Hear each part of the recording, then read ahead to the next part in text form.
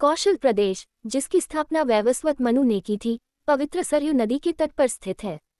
सुंदर एवं समृद्ध अयोध्या नगरी इस प्रदेश की राजधानी है। वैवस्वत मनु के वंश में अनेक शूरवीर, पराक्रमी, प्रतिभाशाली तथा यशस्वी राजा हुए, जिनमें से राजा दशरथ भी एक थे।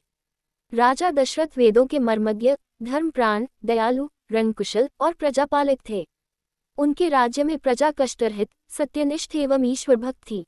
उनके राज्य में किसी का किसी के भी प्रति द्वेषभाव का सर्वथा अभाव था। एक दिन दर्पण में अपने कृष्णवर्ण केशों के मध्य एक श्वेत रंग के केश को देखकर महाराज दशरथ विचार करने लगे कि अब मेरे यौवन के दिनों का अंत निकट है और अब तक मैं निःसंतान हूँ। मेरा वंश आगे कैसे बढ़ेगा तथा किसी उत्तराधिकारी के अभाव में राज्य का क्या होगा।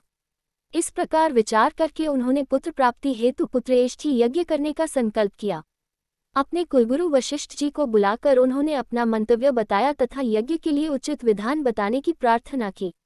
उनके विचारों को उचित तथा युक्तियुक्त जानकर गुरु वशिष्ठ जी बोले, हे राजन, पुत्रेष्ठी यज्ञ करने से अवश्य ही आपकी मनोकामना पूर्ण होगी, ऐसा मेरा विश्वास है।